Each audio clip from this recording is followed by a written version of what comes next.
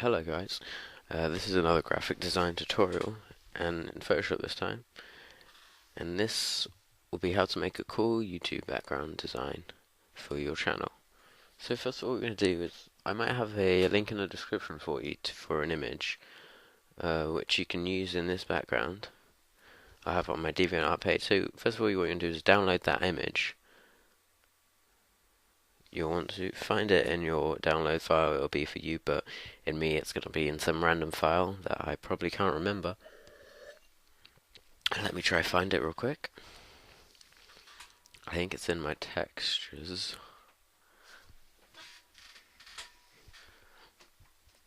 Okay, so this is it. So this is what the image I'm going to use is. No thanks.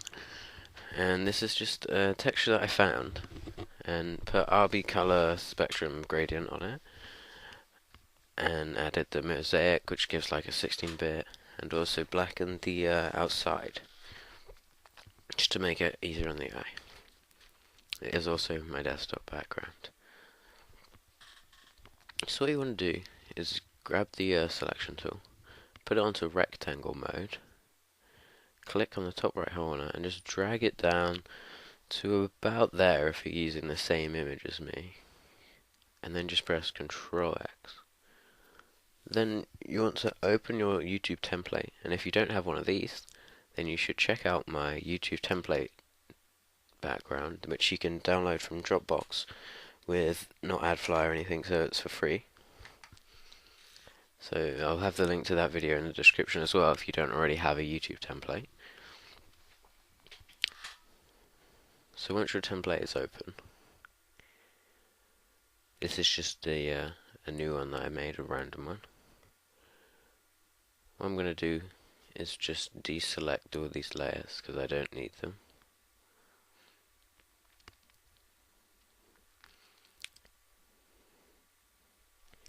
And what I'm going to do is just merge them all down,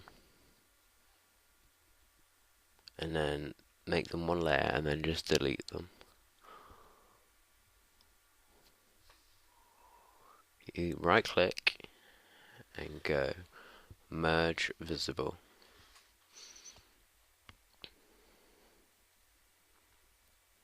And I can just delete this layer, or I might put it below in case I want to reuse it. And I'm going to unlock this background layer. Okay, so once you've unlocked your layer, you're going to want to drag it below. Well, I'm going to want to anyway. So to paste your image in, press Ctrl V, and this will paste the section that you've copied. So as you can see, it doesn't quite fit with the outline I have here, so I'm just going to scale it.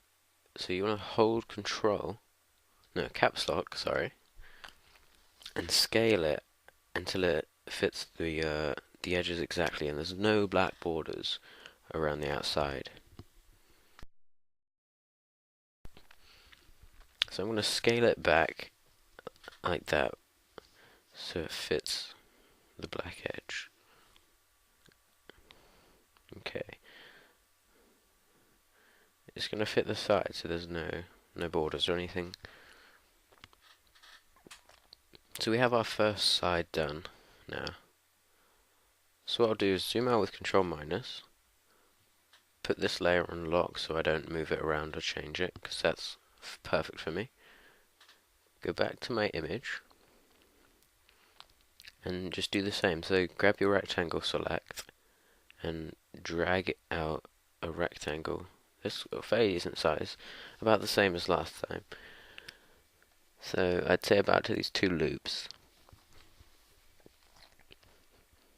And then go back to your template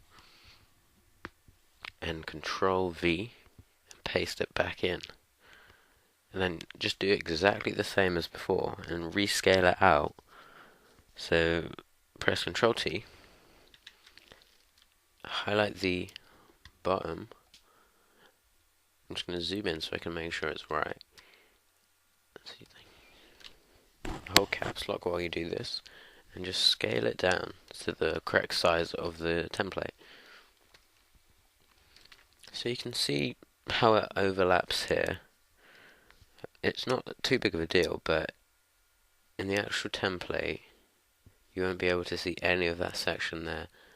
So unless you are really OCD like me, what you're going to want to do is grab your selection tool, your magic selection tool,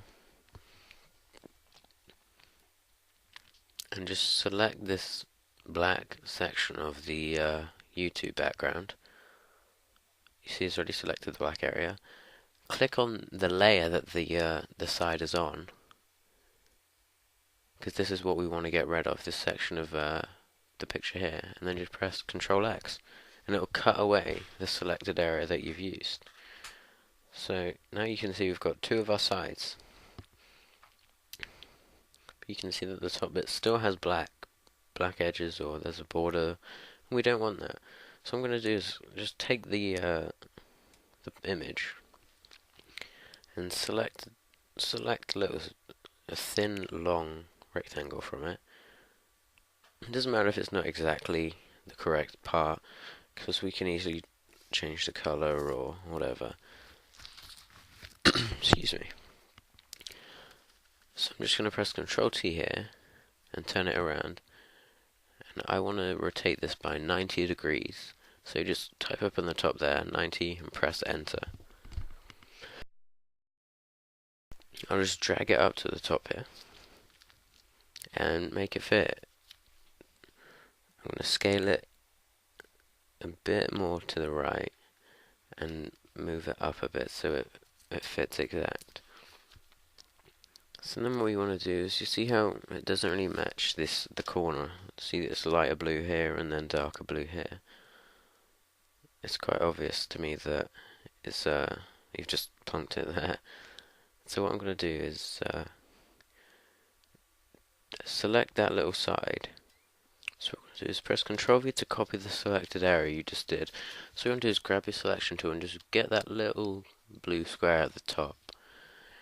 And you'll just press Ctrl V, paste it into the section, and just drag it over to the left, so it's more of the sort of indigo, not indigo, cyan color than the darker blue color.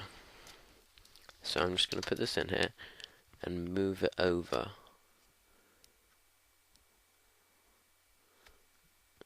And then you can just duplicate the layer, move it over again. And I'm just going to grab the eraser tool and do each corner. So of the blue I've done a tiny bit, and of this bit here. On this section of the layer I'm just going to click the eraser tool on a fuzzy brush on around 30 part and just erase it just so it looks more natural and it's not as hard on the eye.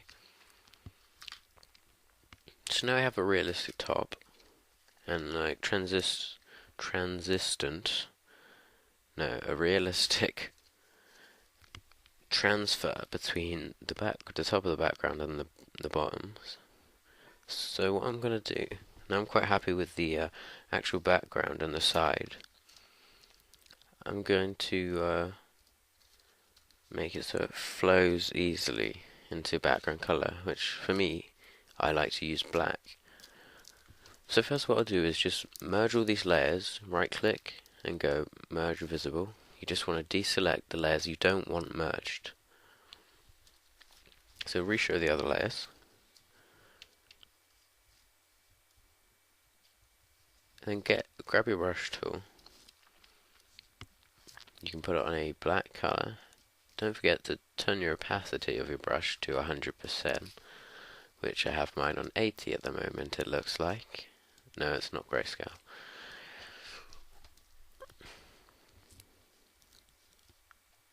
So you want to turn your opacity up to 100%. And just select a cool brush or a fuzzy brush or whatever. I think I picked the rose brush. Once you've got your rose brush down, I think the rose brush looks quite cool actually. So what I do is turn the part down to around 900 and just bring it down to about, so half of it's coming out of the design, and just spam click it a couple times so it's like a pure black, and do that the same on the other side. I kind of want to make them even though, or equal, so I'm just gonna mess around until I get it accurate so both sides look basically the same.